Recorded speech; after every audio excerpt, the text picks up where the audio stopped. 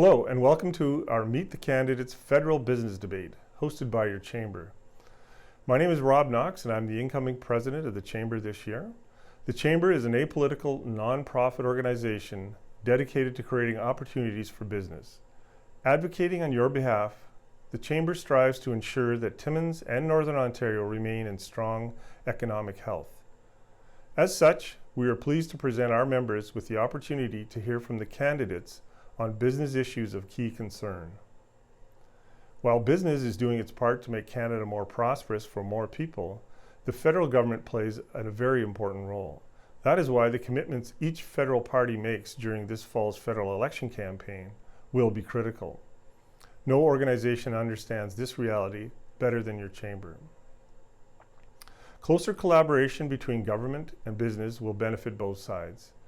Timmins businesses are among Northern Ontario's biggest brand ambassadors, and we trust that today's debate will provide insight on how the candidates propose we return to Main Street Canada and ensure our business community has the tools they need to succeed. The Chamber believes firmly that your vote should be an educated vote, and this is an important opportunity to ask the questions that matter to you, the business community. I would also like to thank the Timmins, Cochrane, and Temiskaming District Association of Realtors for partnering in presenting today's event. Their organization represents 115 realtors, many of whom are members of the Chamber, and provides services and set standards for their members while offering professional support. I now pass it to Gord Cowie, President of the Timmins, Cochrane, and Temiskaming District Association of Realtors, to provide opening remarks. Good afternoon. I am Gord Cowie, President of the Timmins, Cochrane, and Temiskaming Districts Association of Realtors. Every business and organization right across Canada is affected by government, be it the taxes we pay, the infrastructure we use, or the legislation that regulates how we do business and how we operate. As a result, TICTAR understands the important voice we carry in representing our members and the real estate sector. We welcome this partnership with the Chamber in hosting the 2021 Meet the Candidates debate. Our organization has served this community since 1957, providing area realtors with the tools they need to help their clients find the right home. I congratulate the candidates in their efforts seeking to represent our region and wish them a productive and civil debate in the hopes that we may strive to be the best region in our nation. Have a wonderful debate. Welcome everyone. Bonjour à tous. I would like to begin by acknowledging the Indigenous peoples of all the lands we are on today. As we are broadcasting via a virtual platform, I'd like to take a moment to acknowledge the importance of the lands which we each call home. We do this to reaffirm our commitment and responsibility to improve relationships between nations and improve our own understanding of local Indigenous peoples and their cultures. The path to reconciliation is made stronger when we all walk together.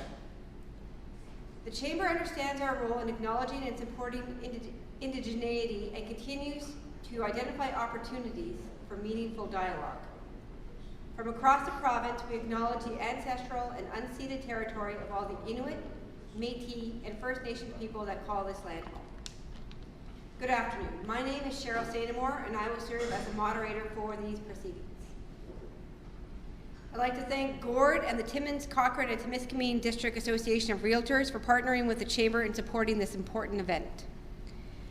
I want to thank all of you for joining us at your desks, in your homes, or wherever you may be this afternoon. I'd also like to thank Mark Rogers of Near North Video for providing our live stream, which is being shared across the region. We are proud to say that we have partnered with our fellow chamber, the Kirkland Lake and District Chamber of Commerce, in hosting this event. Today, your participating candidates for Member of Parliament are, in alphabetical order as per their last name, Charlie Angus, New Democratic Party, Steve Black, Liberal Party of Canada, Morgan Ellerton, Conservative Party of Canada, and Stephen MacLeod, People's Party of Canada. The Chamber extended an invitation to the Green Party of Canada, however, there is no candidate running for the party in Timmins, James Bay. All candidates have been advised of the time limits, which are as follows. Each candidate will be allowed a 3-minute opening statement with a random draw that has previously determined the order. Candidates will also be permitted a 2-minute closing statement to occur in reverse order from the opening remarks. Answering questions will rotate for the opening, and candidates will have 1 minute to respond to questions. The other candidates will then be given 30 seconds to respond, though some additional open debate may be permitted at my discretion. The Chamber Network, including the Timmins and Kirkland Lake and District Chambers, have been active partners in ensuring our businesses have been supported throughout the pandemic, as well as leaders in promoting diverse and inclusive policies. I will note that given the current climate, we will not tolerate the spread of misinformation or harmful and discriminatory platforms. Cameron Grant, Chamber Senior Policy Analyst, will notify candidates when their time is expiring and will be actively fact-checking responses to assure that this debate carries out with respect and data-backed science. To steer candidates to strategies that help Timmins to grow and thrive, the Chamber Network's 2021 Business Confidence Report and the Canadian Chamber's What It Takes to Grow platforms will highlight the questions being asked today. We will also be asking virtual questions submitted by today's broadcast audience and our supporters who have submitted their questions in advance. Please note that due to time constraints, not all questions will be able to be asked. If your question has not been asked, I am sure that the candidates will be happy to connect with you offline after the debate to answer your questions. Should you have a specific question you would like answered, you may submit them via our Facebook live stream. Vous pouvez soumettre vos questions en français et en anglais.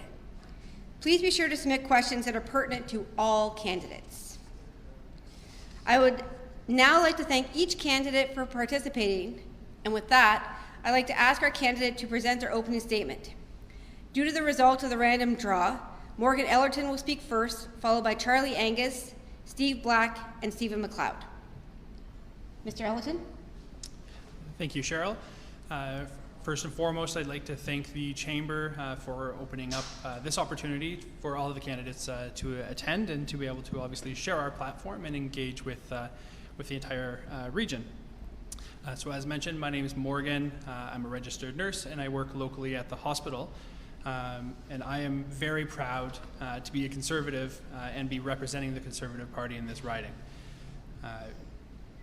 We understand that there are a great number of issues that are nationwide, though specifically my platform for our riding will be focusing on supporting small businesses and rebuilding the economy coming out of the pandemic, supporting mental health and addictions and homelessness, which is obviously a point of major concern for the North, as many of you would know.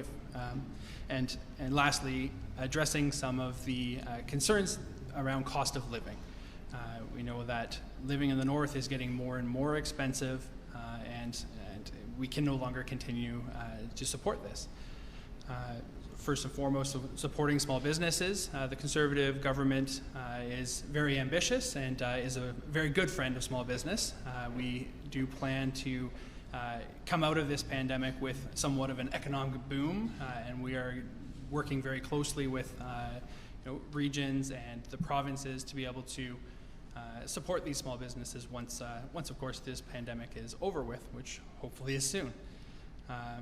Mental health and addiction, this is something that is very dear to me as it is my specialty. I work in the streets with the Timmins Police Service, and I've been there in the time of someone who's struggling with addictions, time of need. I've seen people be turned away from resources, and I've personally been there and held people and administered Narcan and done CPR. I live this. This is something that I feel that I am the best suited candidate to be able to pursue correcting this action. And lastly, the cost of living in the North. We plan to toughen penalties on many of the price fixing agencies or companies that feel the need to set their prices at unfair rates. We plan to support women through childcare and plan on creating the 1 million jobs within inside of the first year to make sure that everyone is getting back to work at the end of this pandemic. So again, I thank you all, the viewers, for watching as well. Thank you. Perfect. Thank you, Mr. Ellerton.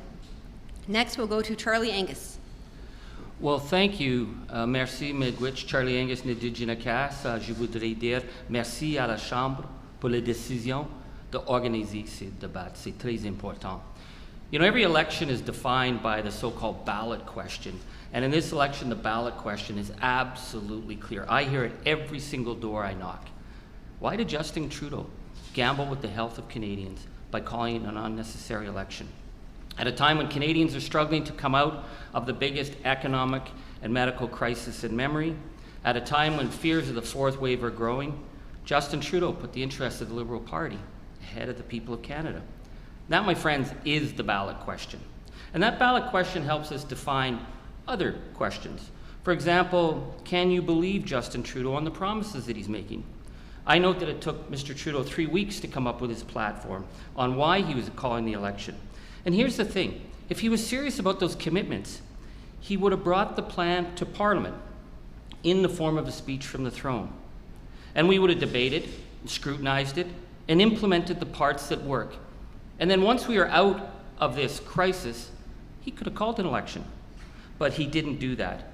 And I think it's because he'd actually have to follow through on the promises, like electoral reform, like pharmacare, like clean water on reserves, like reconciliation, the promises that Mr. Trudeau has run on time and time again and broken. So we go to the ballot question that's local. Who has your back? Throughout this pandemic, I stayed focused on issues that matter to working people in our region. When hundreds of families couldn't pay their rent because of the pandemic, I worked to help them get their CERB and EI. I worked with small business. I was proud to work with the Chamber. We had weekly meetings to make sure that business got the support to get through this crisis. I pushed throughout this time to get strong investments in the region. We had $117 million in federal dollars in 2020. In terms of FedNor over the last 6 years, we've been ahead of other regions like Sudbury and Thunder Bay. You know, when Liberal MPs were telling the people of Sudbury not to expect any help for Laurentian University as it was being dismantled, I was the one who pushed for national hearings. I pressured the government to come to the table and commit some fundings. But you know, a lot of my favorite work is the local work, working with the city of Timmins, working with Mushkegowuk to get funding during the opioid crisis to keep people safe.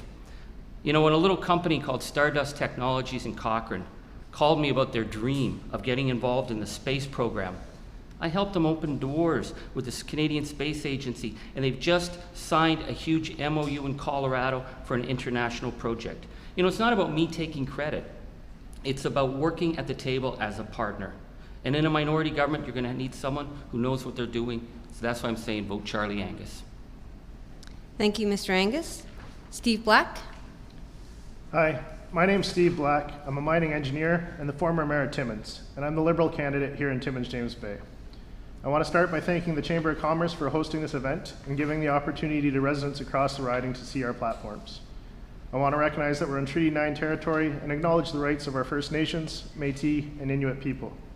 Being here at home in Timmins, I want to recognize that we're on the traditional land of Matagami First Nation. I also want to say congratulations and thank you to the other candidates running. Everyone is here tonight because they want to make our region and our country a better place. We just have very different beliefs in the policy that will get us there and who is best to make the change needed here in Timmins, James Bay. I look forward to the discussion and topics that will be discussed tonight. I look forward to discussing the change that is needed here and across our great country. I hope it provides the opportunity for undecided voters who may be watching to decide who is best to make that change, who is best to represent them and their needs and our region as the next member of Parliament. I get asked on this campaign why I'm running for the Liberals. It's no secret I ran for the PC party at the provincial level prior to serving as mayor. So some are surprised to see me 7 years later running for the federal Liberal Party. The beauty of our democracy is people change their views based on the needs and circumstances at the time. If they didn't, we wouldn't need elections because everyone would always vote the same. But we do need elections because people's priorities and which party they feel can best meet them change. Perhaps not often enough here in Timmins, James Bay, but I'm hoping to change that. As mayor, I worked with the Liberal provincial government and a Liberal federal government, and I found myself and my values better aligned with the Liberal Party of Canada. As mayor, I also gained a lot of respect for the Northern Liberal MPs in Thunder Bay, Sudbury, Nickelbelt, Sault Ste. Marie, and North Bay, who worked together to champion Northern issues and supported municipal councils and their goals, even the ones from outside the riding. I've been in discussion with MPs from the Liberal Party for over 5 years about the possibility of running. I decided in the past election to support the previous candidate, and I decided in this election to put my name forward.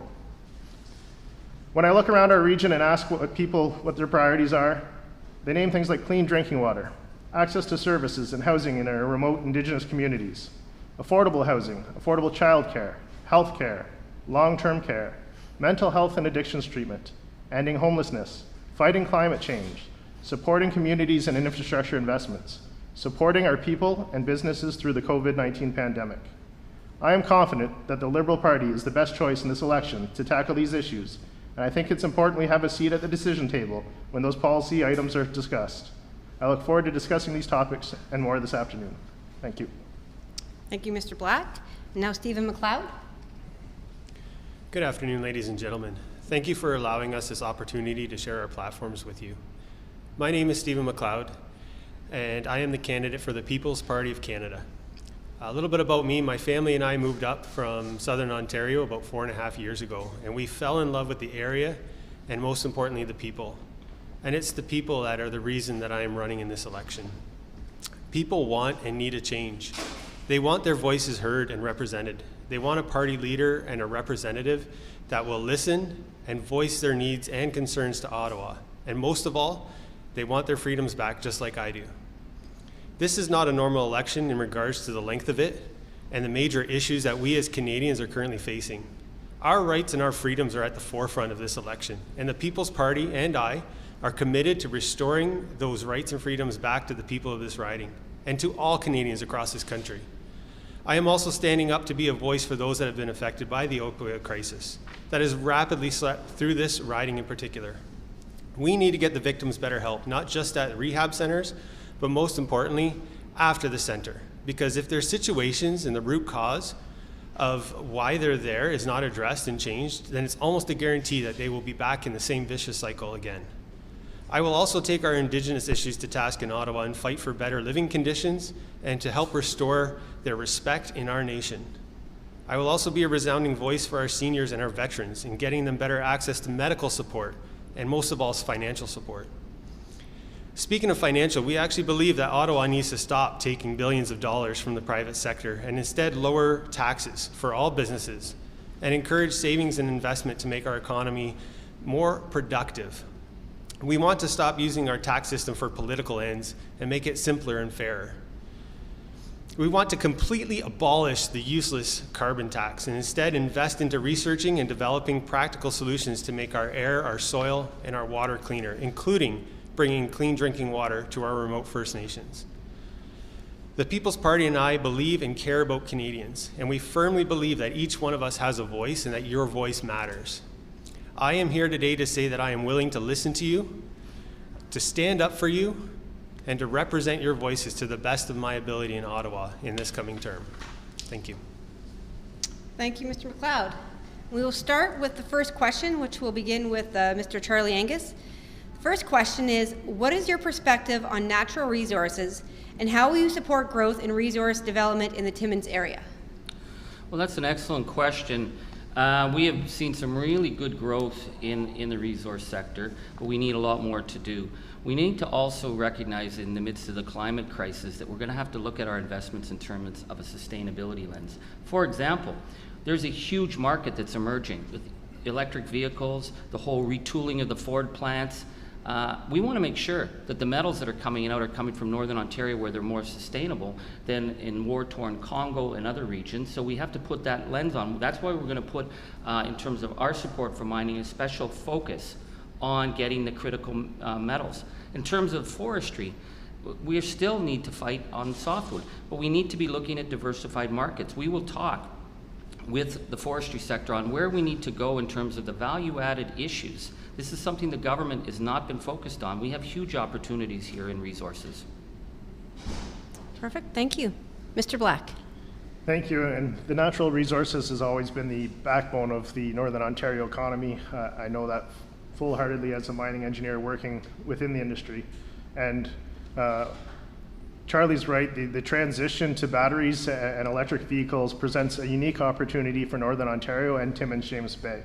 And the Liberal Party has several components of helping build that transition, involving the mining tax exploration for critical minerals, which zinc, nickel, copper are all a part of and are present here in our region.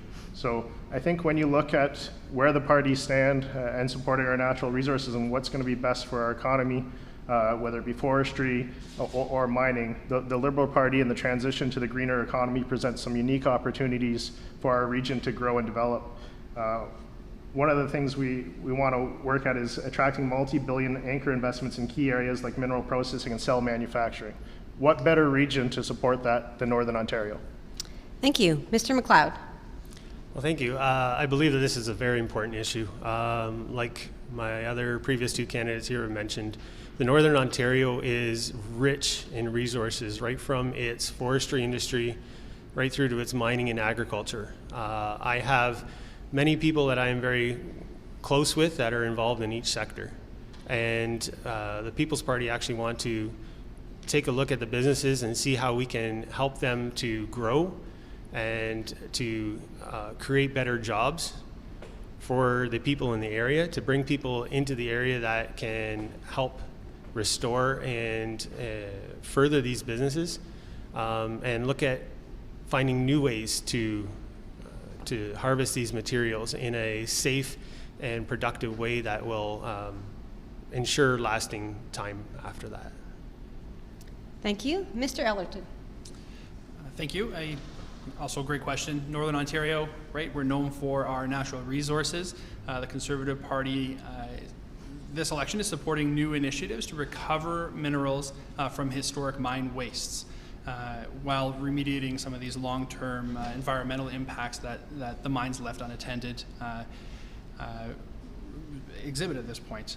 We also plan to heavily reduce our reliance on other countries such as China, so we don't need to be importing many of these precious minerals from other countries. So we can build Canada to be self-sufficient and to be able to produce some of these things on our own. Perfect. Thank you. Next question. Labor gaps are not unique to our region, but Northern Ontario did cite the lowest population growth in the 2016 census and most recently in the 2020 Ontario Economic Report. How do you plan to address outmigration and push for attraction and retention campaigns? We'll start with Mr. Black. Yeah, I think this is a real strength of the Liberal Party platform and perhaps one of the most immigration-friendly platforms that exist. It's no secret that, as you mentioned, we're struggling to attract people to our region and struggling to attract employees to the region in all sectors. You can go downtown any street and watch the job postings or the restaurants that can't open or the large industry that needs people. So continuing to make investments in those areas, doubling the union training and innovation program to $50 million a year to support more apprenticeship programs is a key part of our platform. Establishing a new apprenticeship service, which will connect 55,000 first-year apprentices in the Red Seal trades with opportunities at small and medium employers is important. We also have to extend the Canada Hiring Recovery Program to March 31st, 22nd. As we know, COVID-19 has had a tremendous impact on the ability of people to attract people, and that program goes a long way to help there. Perfect. Thank you. Mr. McLeod? Thank you. Like Mr. Black just said there, COVID's had a huge effect on employment issues right now. I know there's restaurants that are struggling to find staff right now because the CERB payments are just too attractive for employees to go back to work. So we really need to actually take a look at what these programs are doing and how they're hurting the small businesses, how they're hurting the larger businesses, and actually get people back working again. And this will actually play right into the mental health as well, because if you're sitting at home, you're not doing anything, you're a higher risk at developing depression and lack of self-worth than you are if you have a job. And we want to actually get Canadians back working again. I believe part of the question was about the immigration, and unfortunately I don't have a lot of time right here to address that, but that is actually a very key part of our platform. Thank you. Thank you. Mr. Ellerton. The labor shortage is very real, and it's something that if not addressed properly and adequately, is something that will affect businesses for a long time to come. Right? We won't end as soon as this pandemic ends. Unfortunately, some of these things will continue to linger.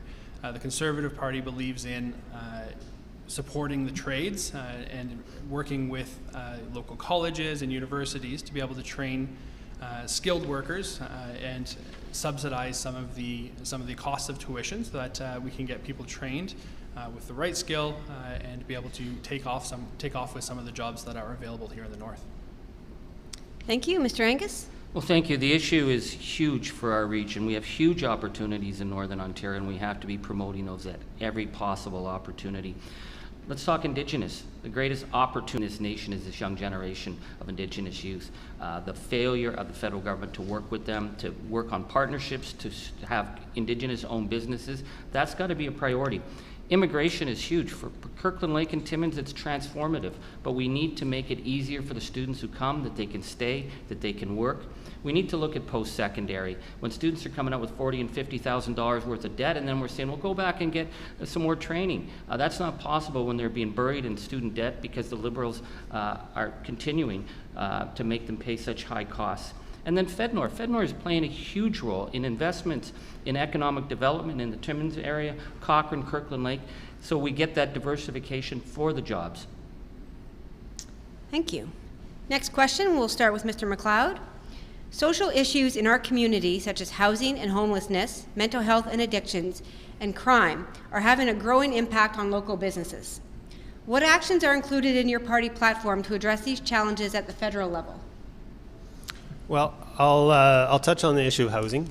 On the subject of housing, we all know there's a need for change. And right now we have a majorly inflated market. And one of the driving factors is that the Liberal government has actually increased in immigration targets from 250,000 to 350, and now is running up to 400,000. This means an astronomical high demand for housing. And even if they did a building spree, which would only drive the prices of our lumber and supplies even higher, the supply can still not keep up with the demand. So our plan, even though housing is primarily a provincial or local responsibility, is to first reduce the immigration quota to 100 or 150,000 per year, which would reduce the demand on the market. We would also modify the Bank of Canada's inflation target from 2 to 0%, which would spread across all sectors. We would also stop funding social housing as it unfairly competes with private developers, because it's not the government's role to build and rent, because dependency on government handouts is never the solution. Thank you. Mr. Ellerton. A Conservative government would address the housing crisis fairly quickly. We plan to build 1 million homes inside of 3 years. We recognize that housing, homelessness, mental health, addiction, they all work off of each other. We need to have a plan that is multifaceted and focuses on getting people the supports that they need when they need it, right? We no longer can we accept that we're going to put somebody on a wait list and expect their mental health to be stable while on that wait list. So this is something that we would address very quickly and we would get that housing issue out of control. Thank you. Mr. Angus? Well, thank you. I certainly disagree with the People's Party, who say the solution in dealing with the problems we're having in our communities is to stop immigration. The immigration are not our problem. The need to have social housing is clear, because unlike my colleague says about the private sectors, when price of a house is over $700,000, it is stopping the opportunity for families. We will build social housing, we will build cooperatives, and we will invest in the downtowns where we're dealing with the opioid crisis, and we will not blame the immigrants. Thank you. Mr. Black? Yeah, I have to echo Charlie. We can't say we support immigration to address our jobs challenge and then turn around on the next question and say we want to reduce immigration because it's a housing challenge. But in terms of the housing and mental health issues, a Liberal government in our platform will build 1.4 million new homes and launch a rent-to-own program. A lot of people struggle to be able to afford to jump into a house right away, and establishing a national rent-to-own program will go a long way to helping those people get into housing. Also, we want to have a $40,000 towards a tax-free savings account for Canadians under 40 to help with the purchase of their first home. We're also going to double the allocation to the National Housing Co-Investment Fund by $2.7 billion over 4 years to help build more affordable housing. These are key areas of stark difference between what our platforms present. On mental health, we're going to transition $4.5 billion over to the provinces over 5 years. The parliamentary budget officer just reviewed the Conservative budget, and they're going to transfer $3.6 billion of their $60 billion for healthcare over the next 5 years. So more in mental health alone than the entire healthcare transition. Thank you, Mr. Black. I just want to remind our audience that they can submit questions using the Facebook live stream, and I'll take one of the questions now that was submitted. So vaccine passports are the way to ensure our economy remains open, viable, and safe. We've seen a disjointed approach to how and when these passports will be issued to the detriment of our local businesses who travel internationally. If elected, how do you plan to address this in Parliament? And I'll start with Mr. Ellerton. The Conservatives respect the right of the provinces to be able to manage these COVID-19 vaccine passports. We don't feel that it's the role of the federal government to interfere at this point, and we would allow provinces to roll out these programs. We recognize that COVID-19 and vaccines are one of the only tools to be able to get us out of this pandemic. The passports are just that, a tool that will allow businesses to stay open should a fourth wave come through and cause shutdowns, while selectively serving the people that require the services. They'll still have access to many of these services. They would just have the curbside pickup options rather than being able to enter stores or enter restaurants per se. Thank you. Mr. Angus? Thank you. Well, this is a really important question, and I want to thank everyone who's done their part. People have really done the heavy lifting to get us through this, but in facing the fourth wave, we're still seeing a lack of leadership. I'm sorry, Aaron O'Toole's saying it's not his responsibility. Well, who's going to negotiate internationally when we have travelers, when we're going to need a vaccine passport? Why should it be that the Timmins Rock has to make up their own plan for vaccine mandate? We need a coherent national strategy. It would be a lot safer, and given the fourth wave that we're facing, we can't play these political games because it does feed into the interests of certain extremists. Thank you. Mr. Black? I want to echo those statements in thanking everyone that has got their vaccine. As someone who has family members who are considered high risk, I know the importance of protecting the vulnerable people in our population. This is one of the most divisive topics in the election, perhaps, and perhaps, unfortunately, will give the People's Party a boost to their traditional support by the demographic that is out protesting vaccines and vaccine passports. Listen, we spent 19 months under lockdowns, off and on, full lockdowns, businesses closed, people not able to go out.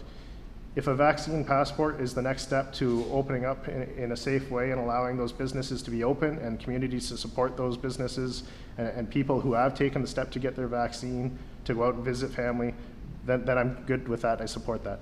I seen a nurse crying on the TV just today, stating what the situation in Alberta is at their hospitals and how she feels betrayed by the population who hasn't went out and got vaccinated. It's sad. Thank you, Mr. Black. Mr. McLeod? Well, actually, I want to address something first right off the bat.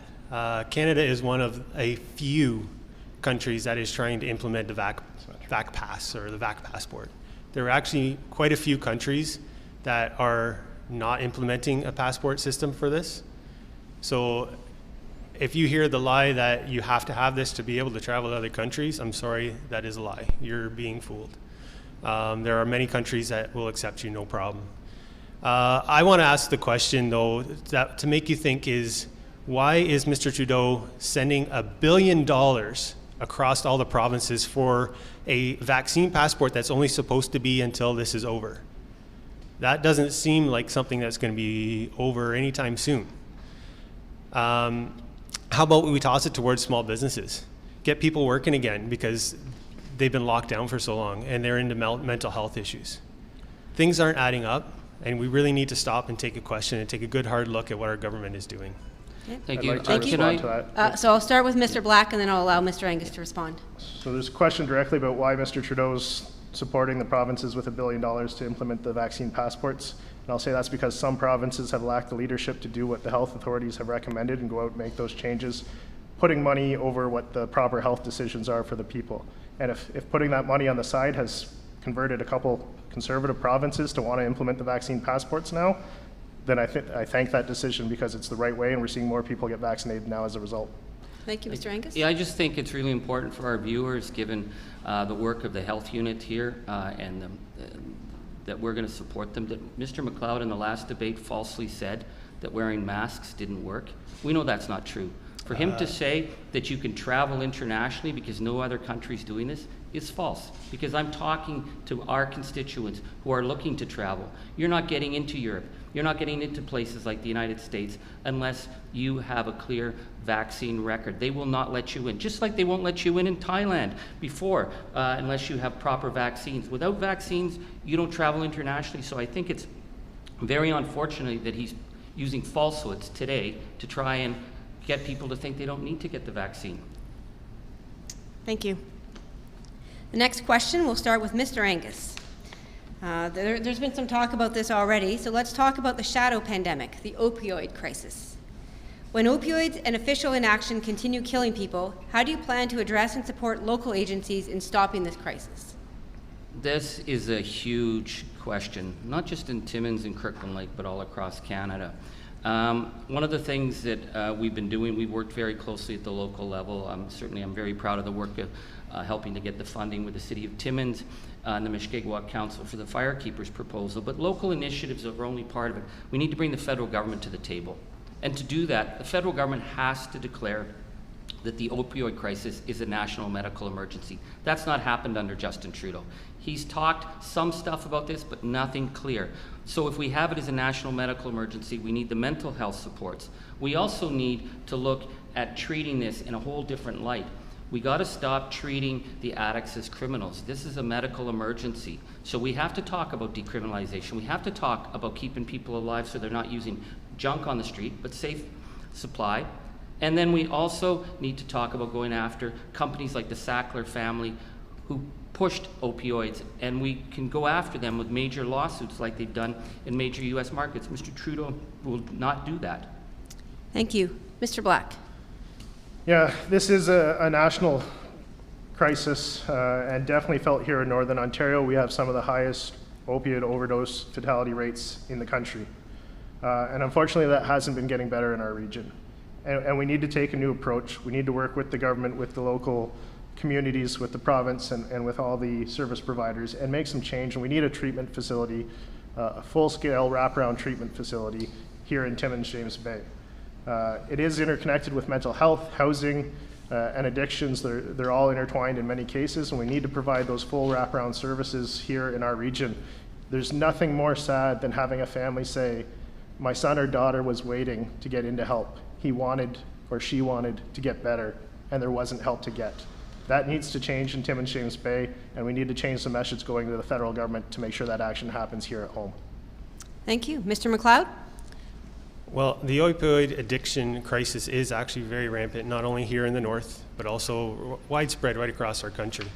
And did you know that Canada is one of the top countries that spend the most on their healthcare system? Ottawa spent around $43 billion so far for 2021.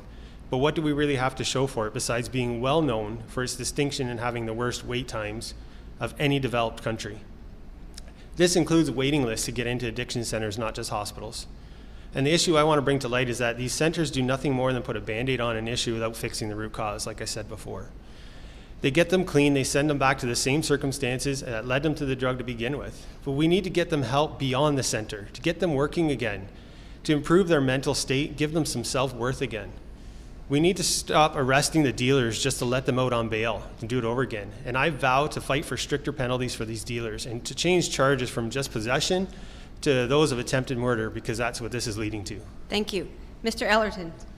I agree with Mr. Angus. We need to get the federal government to the table. Unfortunately, he has not been able to do that. This opioid crisis is rampant and completely out of control. I'm the only candidate here who has been there, absolutely on someone's chest, waiting for EMS to arrive on the scene, frustrated that our system has nothing better to offer. We live in Northern Ontario, we contribute significant resources to the Canadian economy. How come we're always the last ones to be given the resources that we need, especially right now in this crisis where we actually need help? The Conservative government plans to spend $325 million to create 1,000 residential treatment beds and build 50 recovery centers as well. We're going to provide $1 billion over 5 years for funding for mental health resources for Indigenous people so that they can have culturally sensitive care. Thank you. Our next question will start with Mr. Black. The pandemic has seen historic spending at all levels of government. While these supports have been critical in supporting our businesses, how do you and your party plan to service this debt?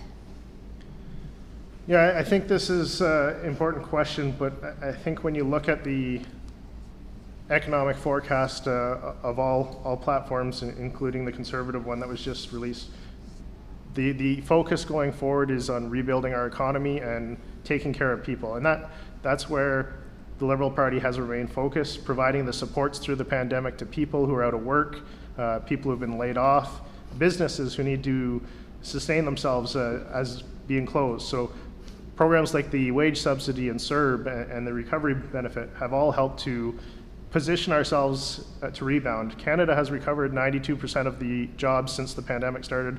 When you compare that to the United States, they're at 75%. So these programs are helping to strengthen our economy and rebound, and that's how we're going to come through this and get ourselves back in a better fiscal position, is by having a strong economy and providing the supports to our businesses to rebound and exit this pandemic in a strong fashion so that we can get back on track. Thank you. Stephen McLeod? Well, I'm going to give you some facts here. Canada's public finances are in a disaster strait, which we all know. Liberals have exploited the COVID crisis and created costly new programs, increased the overall debt exponentially to top it off. Conservatives, NDP, Greens, Blocs, they all supported it, and none of them have any real commitment to reducing it. Every one of them have been trying to buy your votes by spending more money here and there, but where is that money coming from? You need to ask yourself that. In 2021, the Liberals recorded a $354 billion deficit, and our net debt has surpassed $1 trillion for the first time. How is this being paid? I'll tell you, by higher prices on our goods and services. And our plan is to phase out all COVID spending programs and reverse new programs. We will aim to get rid of the deficit by the end of the first mandate through fiscal prudence and spending cuts, because debts and deficits are nothing more than deferred taxes on our grandchildren, and I, for one, do not want to leave my offspring in a deep hole of debt. Thank you. Morgan Ellerton? Thank you. The Conservative government plans to create 1 million jobs inside of the first year. We are going to be investing in small businesses. We understand that it is the way to recover from an economic crisis is to get people back to work, give them the incentives to stay at work. The Conservative government, once the CEWS ends, will implement the Canada Job Surge Plan, where we're willing to pay 25% of the salary of new hires over the first 6 months. If the person has been off work for more than 6 months, the Conservative government, through tax credits, will give back 50% of the wages of those workers who've been off for those 6 months or longer. We plan to work with small businesses, get everybody back to work as quickly as possible, and to get this economic recovery underway. Thank you. Mr. McLeod, next question. No. Yeah, go ahead. He hadn't responded yet. Yes. Oh, sorry, my apologies. Thank you. When COVID hit, within 3 weeks, 3 million Canadians didn't have enough savings to pay their rent. The Liberal government was going to use EI. Well, EI doesn't work for 60% of Canadians. We pushed for the $2,000 a month for CERB because it was about getting people through.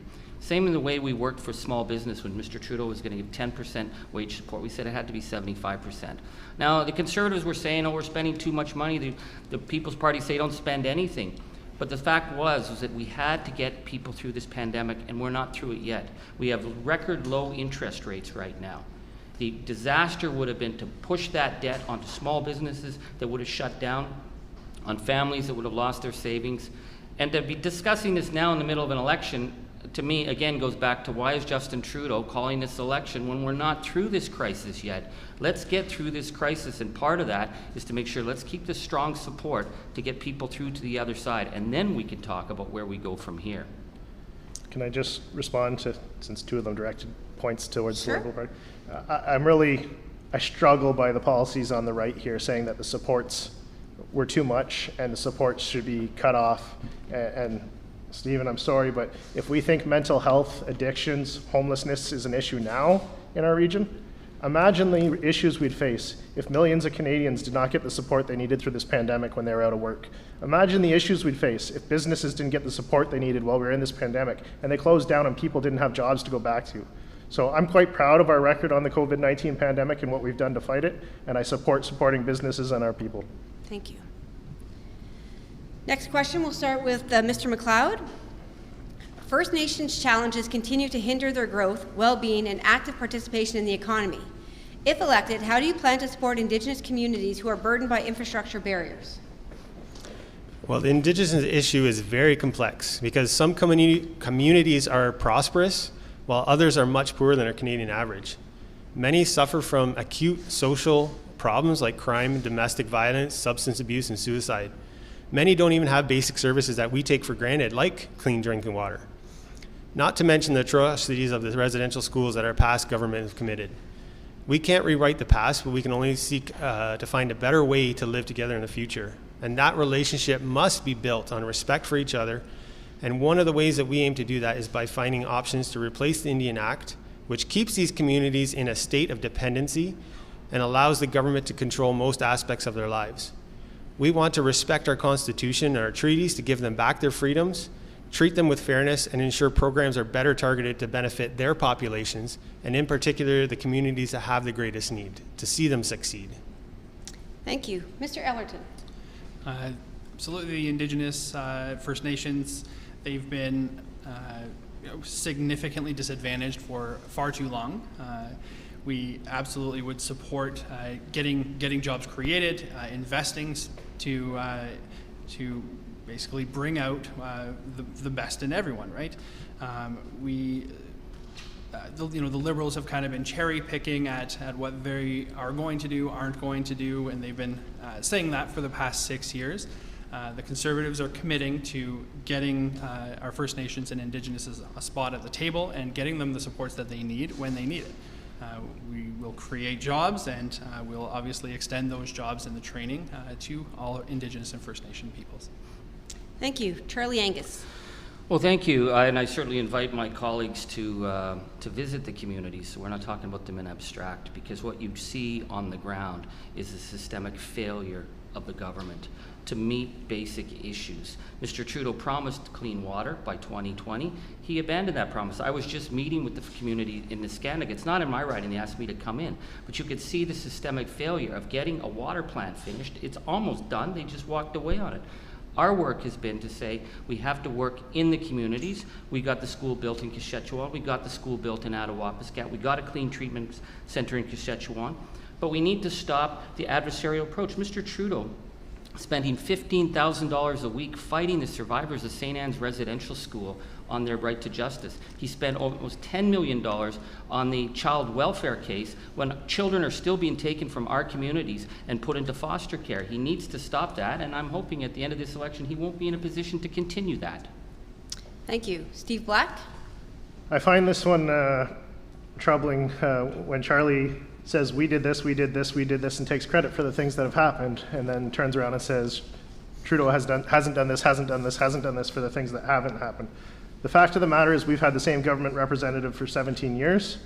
If there's inaction in our riding and in our region relating to Indigenous people, then perhaps it's time to change the messenger. I fully agree we need to respect our treaties, respect the obligation of our treaties. But when you take things like Kashechewan, in 17 years, they've been evacuated over 12 times because of flooding. They've been discussing relocating the community for that period of time, but the action isn't there. When I talk to people from Kashechewan, or they have people reaching out to me in the community, they say, for the first time, we believe your government's gonna actually make movement on this. We're gonna support you because we wanna see that change. I fully agree we need to continue working with our Indigenous partners on Indigenous-led initiatives when it comes to child and family services, self-government, transitioning away from the Indian Act, and residential schools and the justice that needs to happen over the crisis that they have been. Thank you, Mr. Black. Mr. Angus? Well, I'd love to agree with Steve. If he was really committed to Kashechewan, why did he call this election? Because they signed an agreement to move the people of Kashechewan and they haven't put a dime into it. So this is what we see with Justin Trudeau. He makes these commitments. I had to go to Neskantaga. It's not my writing. They sent their minister to say to Neskantaga, you're going to have clean water. 3 years later, they are still without clean water. So yeah, Trudeau does the great photo ops. He makes the great promises. And now Steve Black saying, give me a job. because my government called an election in the middle of when they should have been working with First Nations. You've had 17 years to put it into action, Charlie. Yeah, well, You're part of the government. we got the schools in Attawapiskat. The Liberals had nothing to do with that. We got the school in Saskatchewan. Where were you guys? Which NDP government was that? That was what we did. Thank you very much. So come up to the north, Steve. Are you coming up during the election? I'll be happy to visit the north, Charlie, and I'll Well, be come up happy during the to... election because they're electors, Steve. They are electors. You should show up. They are, and they're expressing the frustration of lack of action. Well, I know they need Thank to you very see much, their gentlemen. candidate. We'll go to the next question, and we'll start with Mr. Ellerton.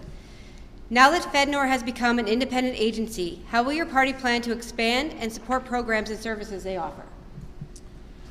The Conservatives are, very happy to work with FedNor and of course, with other agencies in the province to support small businesses and to get this economy booming. We know that there has been, a decent amount of money that Mr. Angus likes to kind of prop himself up with, though that's funding that would have come here, with any MP sitting in office. We absolutely support business. We absolutely support getting people back to work, and this is something that the Conservatives will deliver on. Thank you. Mr. Angus?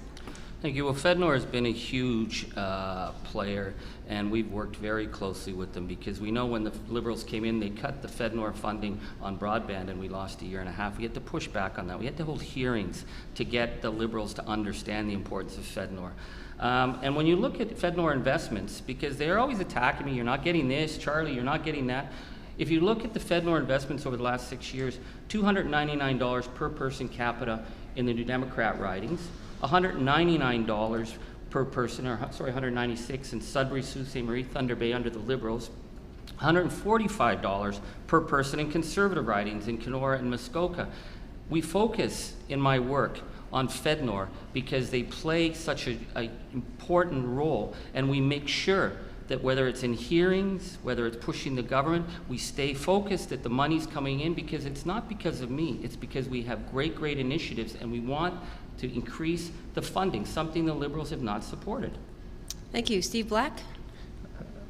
I mean, Charlie talks about misinformation lots, but he's willing to put it out there as well.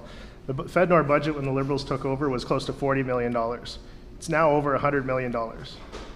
FedNor was pushed and lobbied by several people to be a standalone agency for years. While I was mayor, the northern mayors, the large city mayors, spent lots of time meeting with the Liberal MPs, Anthony Rhoda, Paul Lefebvre, Mark Saray, Terry Sheen, to discuss FedNor. I'll give Mayor Christian Provenzano and Sault Ste. Marie a lot of credit because he led the push for this and he probably still led it going into this term. It was northern mayors and Liberal MPs working together. We realized we had to go to the government and push this change from within, and fortunately for the first time in a while, we had a lot of Liberal MPs across Northern Ontario, and we were able to push this through, and the Liberals made the change and made it a standalone agency. So I will disagree that we would have got that funding with any MPs in charge. We got that funding because the Liberals made the change to FedNor, increased the funding, and made it a standalone agency. Now going forward will only be better for us. Thank you. Mr. McLeod? Well, I would actually have to give props to Mr. Angus on the fact that he was a very key and instrumental cog in the wheel of bringing in FedNor. I know I have a lot of good friends that are in the agricultural business, and FedNor has actually helped them in the past few years to actually get settled and get working again. However, what they are saying to me is that nothing much has really happened to help them further, and they need more help. A lot of the smaller farmers are coming in and they're struggling to get underway because it's just not there yet. So we actually want to sit down, like we said earlier, that we believe that everybody in our riding, everyone in Canada, all of us, we matter. We want to sit down with the farmers, find out what their needs really are, and address them that way. Thank you. Next question will start with Mr. Angus. It's been over 50 years since Canada last undertook a comprehensive review of our tax system. The cutting and pasting approach of tax credit implementation has left our system uncompetitive, cumbersome, and inefficient. If elected, what steps would your party take to simplify the tax system, particularly for small businesses?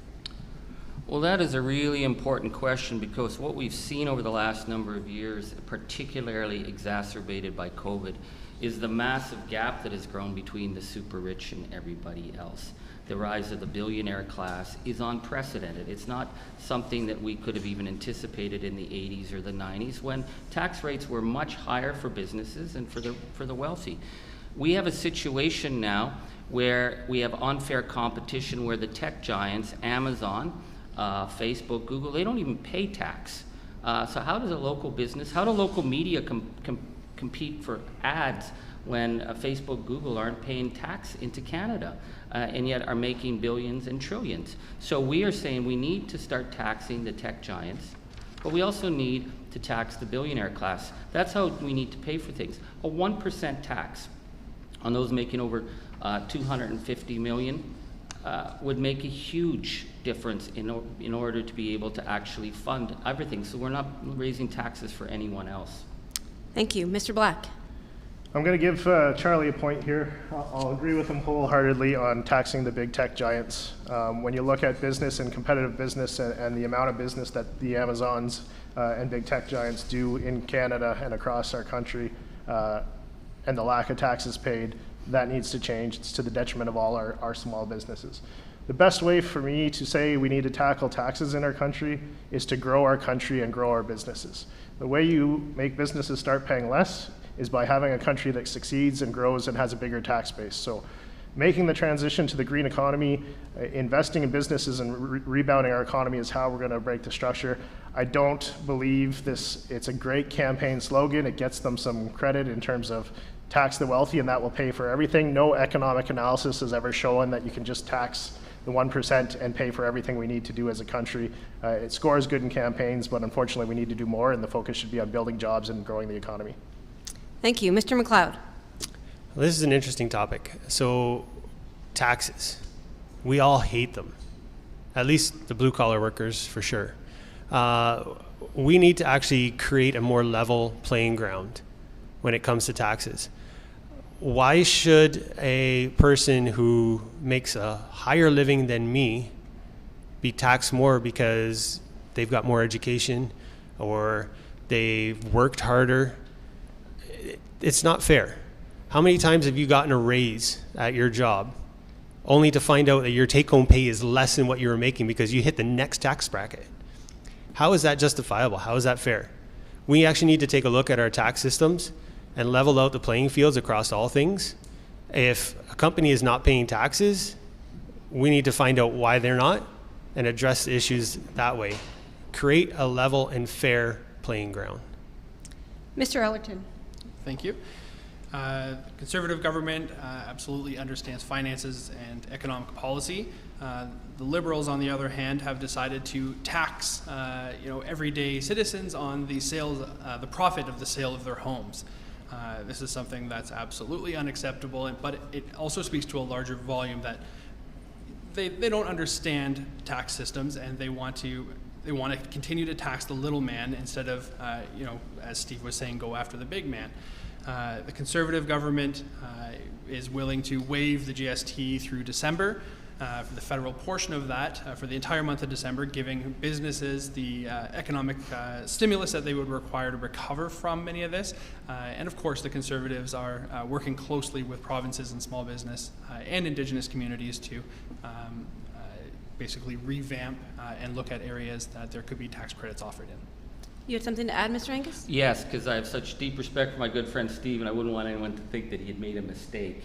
He said nobody's ever costed out going after the billionaire class. July 2021, not too long ago, the Parliamentary Budget Officer released his report on our plan to tax the billionaire class and said it would bring in $60 billion in revenues. So I think that would go a huge way, and it would also make us more competitive because that money is going offshore, and offshore money is something we need to target.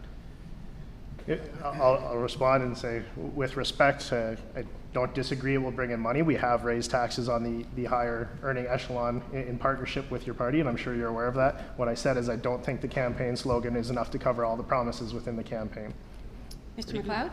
I just want to kind of bring to light a little bit what Mr. Ellerton has said there about his party offering the GST rebate for the month of December. I'm kind of guessing that's going to be for Christmas shopping, but I know probably a good 75 to 80% of people have already done their Christmas shopping before December. It's usually the male population that we wait till the end of the week right before Christmas. So I'm not sure how that really helps us when most of our Christmas shopping is already done. Thank you. Mr. Ellerton, you wanted to Absolutely. Stephen, not all of us are as prepared as you are.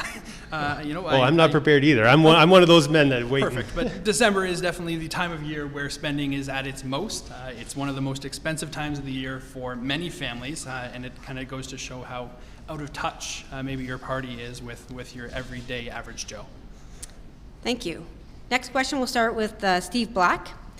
Pandemic measures have resulted in limited cancer screening and a surgical backlog. The increased pressures on Ontario's healthcare workers and infrastructure highlight the need for funding to address growing healthcare needs, support the province's aging population, and prepare for future crises. If elected, will your party commit to increasing health transfer payments to Ontario to address these challenges? Yes, I think healthcare is probably the most, when you factor in COVID-19, healthcare, mental health, and addictions and everything that comes with it. It's probably the most critical aspect of this campaign. Our platform does include increased transfers for mental health to the tune of $4.5 billion over 5 years, increased transfers to assist with hiring 7,500 new doctors, nurses and nurse practitioners to reduce those wait times. This was probably the most disappointing thing I heard from the Conservative platform was when they finally did the costing and released it yesterday before the leaders' debate. And of the $60 billion promised for healthcare, only $3.6 billion is in the first 5 years. We are in a health crisis right now between mental health, addictions, and wait times and access to doctors. And unfortunately, $3.6 billion increase over the first 5 years isn't what people thought they were getting when the platform was initially announced, but now that the costings come out, they've realized that it's the same old story with Conservatives. Healthcare is not their priority. Mr. McLeod. Yes, the healthcare is actually very complex too. Right now, the federal government actually just hands out money to the provincial governments and says, here you go, here's your budget for your healthcare. There's no accountability. There's no following up on where that money has gone. And we need to actually take a hard look at how this is being handled.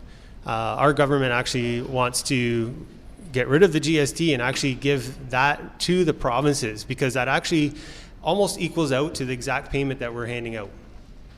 So we want to actually put that responsibility back in the provinces, because that is ultimately, right now, as it stands, their responsibility.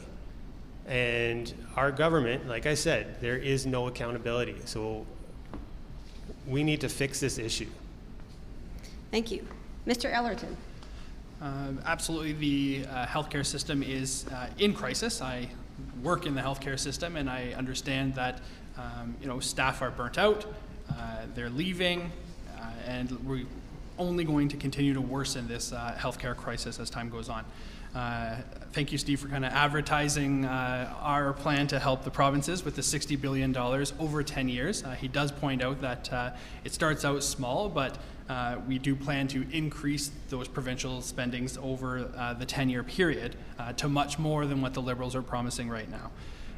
Healthcare is something that is very important to Conservatives, unlike what Mr. Black said, and it's part of the reason why I decided to put my name into this hat. This is a time where the Conservatives have gotten very serious about healthcare and mental health, and it's something that I look forward to delivering on for the North.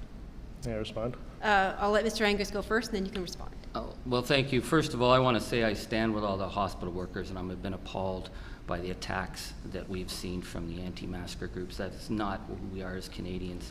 I find it amazing when I watch Liberals and Conservatives talk about who's to blame for health care. Trudeau ran on Stephen Harper's bad cuts to health care, and then as soon as he got in, he said, well, I'll accept those health cuts. They ran since 1997 on national pharmacare. They got a chance to vote on it. They voted against it. They said, this was provincial jurisdiction, hadn't been thought out. This was the Hoskins report, hardly a New Democrat radical. Pharmacare is a fundamental in lowering costs. But we also need to look at other structural issues, because when they promise in their campaigns, it's always back-ended 5 years down the road. We need to put mental health fully into the public system so everyone can access it. Mr. Black? First, agree. It needs to be front-loaded. As I said, we have $4.5 billion in transfers in mental health to the provinces over the first 5 years. That tops the Conservative complete investment in healthcare over the first 5 years, which was just released to be $3.6 billion. If we have a healthcare crisis in Canada, if we have a healthcare crisis in Northern Ontario, $3.6 billion split amongst all the provinces over the next 5 years is not going to address it.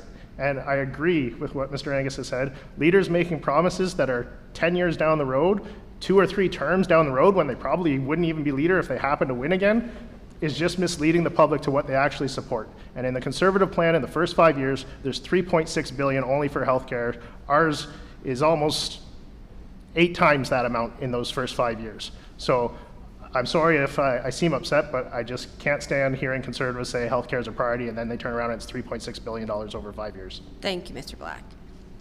The next, again, Mr. Angus? Yes, I'd like to just follow up. If we do have a healthcare crisis in the country, let's go back to Paul Martin and the massive cuts that he made to health transfers from the feds down to the provinces that we've been dealing with ever since. And that's the record that the Liberals have run on. And now that we're in the middle of a pandemic election and Mr. Trudeau's panicking, he's throwing everything but the kitchen sink at the electors. Their record stands for this. They have not made those commitments when it was needed. Thank you. We'll go to the next question. We'll start with Mr. McLeod. What will your party do to ensure that Immigration, Refugee, Citizenship Canada services are available locally to ensure immigrants and international students can access the required services? Well, again, it comes back to our immigration status. Right now, the immigration has gone up from the 250 to 350 and is going up to 450. I have no issue with immigration. I have no issue with people coming to Canada to live. Some of these people are actually the hardest working people I know. What I have issue is with that they are creating a crisis in our schools because they're taking over. I shouldn't say that. That's the wrong way of putting that. They're not taking over. They are overwhelming our systems right across the board, from education to housing and beyond. We need to kind of curb the stem of that a little bit to allow us as Canadians to actually get a foothold and to better educate and find good housing for ourselves as well. Thank you. Mr. Ellerton. Conservatives support immigration. We absolutely would invest in getting them education, supporting them.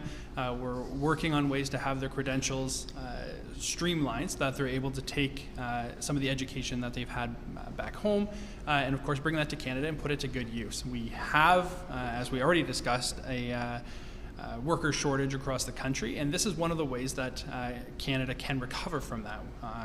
We know from many of these,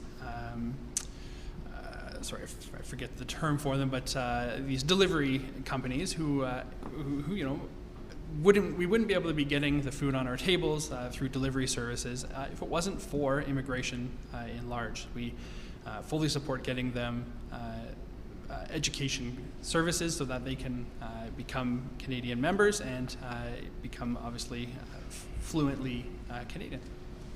Thank you. Mr. Angus? We've been doing so much work, everyone across the North, to make the North more welcoming to immigration. We were built on immigration. My family came here as immigrants. And we're going to continue that work. I find it appalling to sit here and listen to Mr. McLeod blaming immigrants for causing problems in our schools. Name one school where there's a problem.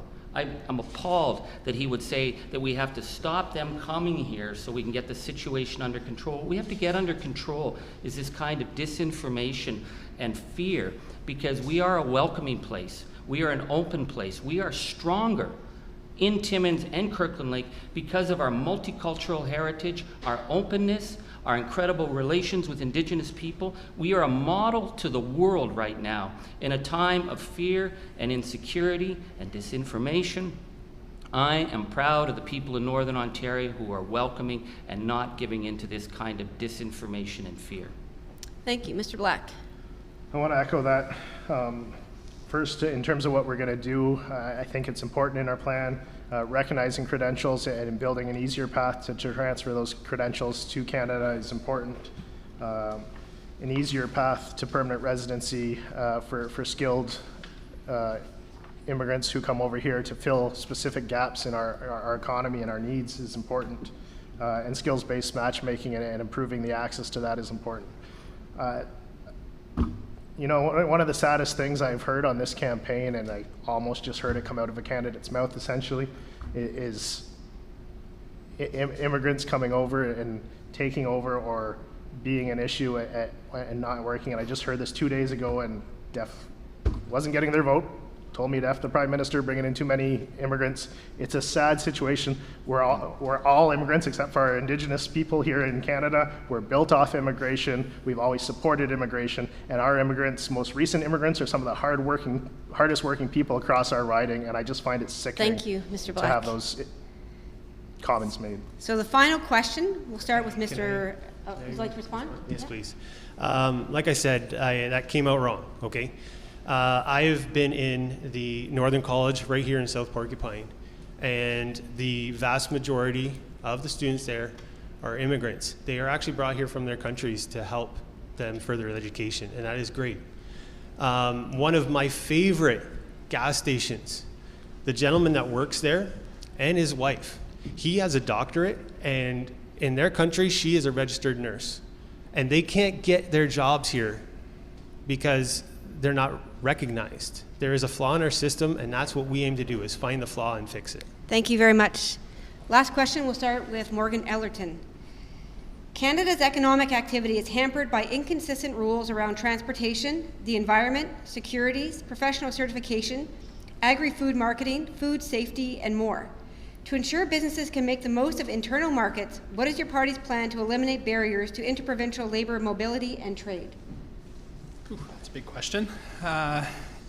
Conservatives would work with the provinces, once again, to address many of these needs.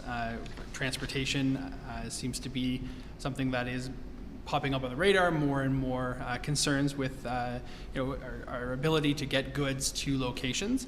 And of course, Conservatives would continue to invest in education programs that are there to train new truck drivers, get new people into these trades, and get these goods delivered when they're required. Thank you. Mr. Angus? Thank you. It's a really important question. I'd like to look at it from the agricultural perspective, because we have such a growing agricultural sector in the north, particularly in Timmins. And a lot of what we really need to be looking at is how do we make the most of markets. I'm seeing definitely the niche markets, the 100-mile farms, but we also have to look at our potential working with our neighbors in Quebec. We know that if you cross the border into Quebec, you're now dealing with federal standards, which are much higher than provincial standards. And there's a reason for that, obviously, but in terms of slaughter capacity, in terms of other value addeds that we're creating, the specialty foods, the specialty wines, we need to be looking at how we can actually make the best of locally grown, local agricultural products be marketable in other markets, both urban and cross-provincial borders. And that's something that we're very committed to at the New Democrats. We actually have it in our platform to talk about the potential of building those markets. Thank you. Mr. Black? Thank you, and I think it is important to open up those markets, both urban, provincial, and international. Obviously, trade is a critical aspect, and I think the way to go about it is to get down and have those discussions with the people dealing with the challenges, right? When you're discussing agriculture and challenges farmers, you got to get together, hash out what the issues are, and work with the people. But we also have to respect there is provincial jurisdictions as well. So working with the provinces to open up trade and really better the entire country. We're a stronger country when we work together and open up our markets. We're a stronger country when we can sell local Canadian products across our country versus having to import from elsewhere. So I think trade is an important issue. On the international front, we've done an excellent job negotiating trade deals with the G7 countries, and I think we need to continue to open up markets for our business. Thank you. Stephen McLeod? Well, thank you. This is actually one of our platforms as well, and you can find it as well on our website. And we actually want to open up the provincial borders wide. I am all about grow and buy in Ontario and supporting the local businesses and the small businesses. However, some of our larger ones and our smaller ones could actually really benefit from the interprovincial trade. I know my own brother-in-law has tried to ship hay to the west right now because of the fires that they've had to go through. And the red tape and paperwork that he had to go through just to try and do some of that was absolutely astonishing. So we need to actually, again, look at that system. There's so many flawed systems right now in our government, and that's one of them. We need to look at that and find out how we can get rid of these trade barriers, open it up so that every province can benefit, not just Ontario. Thank you. So that's it for the questions. So I'd now like to ask the candidates to provide their 2-minute closing statements, and we'll go in reverse order from the opening statements. So we'll start with Stephen McLeod. Well, I just want to again thank the Chambers of Commerce here for putting this discussion on today. I realize the challenges they would have faced to put together a live event like this, and I truly appreciate it.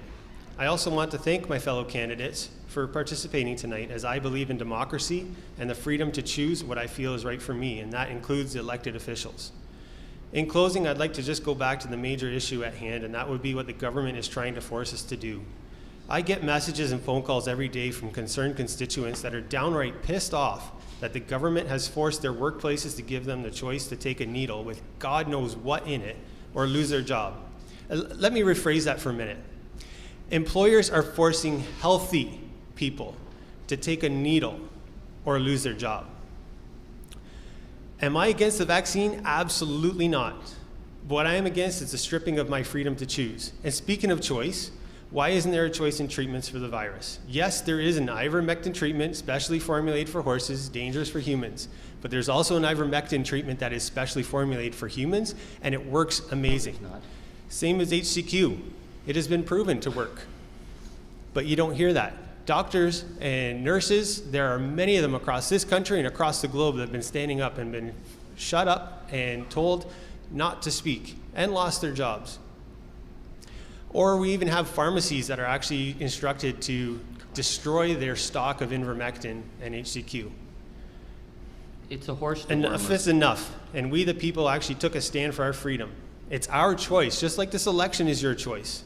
There's only one vote split. That's between our freedoms and continued communistic style of government. And I know I've made my choice, and I hope you join with the PPC and I to restore Canada back to a free and prosperous land. Thank you. Thank you. Steve Black. For 17 years, we've been served by our member. He's a good guy, and he tries hard. But the reality is, we've been left on the sidelines protesting versus at the government decision table. And while it feels good to watch our guy give the government crap for not doing enough, is that really delivering the results we need here in Timmins, James Bay? When you see healthcare facilities and recreation facilities being expanded and built in communities around us, when you see 4-lane highways into Sudbury and North Bay, when you see bailouts for auto companies and aerospace companies in other jurisdictions, but see our mills, our smelter and refinery closed with nothing but protest, I ask, is this a pattern we can afford to continue? In 2018, I watched one provincial race closely. It was the race of Sault Ste. Marie. Why? Because Timmins was competing with Sault Ste. Marie for the ferrochrome facility. I was hoping they would elect a member of the opposition, but they didn't. This gave Sault Ste. Marie a member both at the federal and provincial tables, and us with 2 opposition members. I knew at that time we had likely lost the competition for the Noront facility. Soon after, Noront announced a deal partnering with Algoma Steel, who was also just almost in bankruptcy. Earlier this year, Algoma received $420 million from federal government to help modernize and transition it for future production. Imagine what that investment would have meant for Timmins, James Bay, and jobs in our community. Residents of Timmins, James Bay, I hope you believe it's time for change, but I hope that change is here in our riding. We don't need to take Canada back like the Conservatives want to do, back to a time where we deny climate change, back to a time of service cuts, back to a time when they made it harder for seniors and increased the retirement age. It's time for us to stop sitting on the sidelines, protesting, and start working with government to move our region forward. 17 years is long enough for anyone to try and make change. The people of Timmins, James Bay need a member who will work with government to make life better and bring real changes for our region. On September 20th, let's unite to make that change happen and put us back at the decision table. On September 20th, vote Steve Black. Thank you. Thank you. Mr. Angus. Thank you. I would like to thank everyone for participating. Thank you, my colleagues. We are in the midst still of the most stressful period in modern history, the biggest economic crisis, the biggest medical crisis. We're also dealing with a climate crisis that is facing catastrophic potential for this young generation. What we're going to go back to is a minority government. We're in an unnecessary election because the Liberals are always putting their own interests first above people. You're going to need someone who goes back, who understands what it means to work in a minority government, to get changes. That's the reason I've done the work so closely with the Chamber over the last year and a half, because it's not about me, it's about us working together. The changes and discussions and meetings that we held with the First Nation communities, with the Chamber, they were the ones that made change. Now, you know, my colleague, the former mayor, who's run in a couple of different elections and run under a bunch of different batters, says, I'm a nice guy, pats me on the head, says, oh, poor Charlie, he's just on the outs. But, you know, it's not about me again. When the members of the Liberals and Conservatives were asked to choose the person that they looked to in Parliament for advice, their mentor, they voted for me. They said that I was one of the most knowledgeable. So I know the Liberals are hoping that they can jump this election, fool the people, and come back with a government. I don't think Canadians are there. I would like to ask for your support to go back and continue the work that I've been doing to get us through this pandemic. Let's get through this thing. And then my colleague in the Liberal member now, we could debate all these things, but we have serious issues before us, my friends. And I want to just say, 17 years, yeah, it's been an honor. Every single day is an honor. I thank you. I thank you for the choices that you've made in me, and I am more than willing to accept where we go from here. Thank you so much. Thank you. Mr. Ellerton. Thank you. I'd also like to thank the Chamber again, and of course all of the candidates here. We kept it quite civil.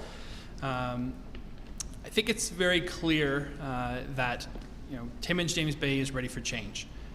We're going door to door. That is what we're hearing all across the board, from Elk Lake all the way up to Pewanak. People are hungry for this change. We can continue on with a Liberal government who have had 6 years now to address all of these issues and haven't.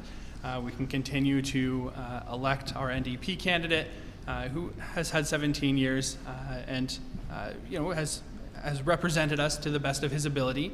And to the best of his party's ability. It absolutely is time to put your vote in favor of the Conservative Party. We know that a vote for either the NDP or the Liberal is a vote for Justin Trudeau, and we'll continue to allow Justin Trudeau to kind of plummet and continue to allow these crises to just really expand and get significantly worse. I would absolutely be honored for your vote on September 20th, or of course over the weekend with the advanced polls. It would be an absolute honor for me to work as hard as I can for you. Thank you.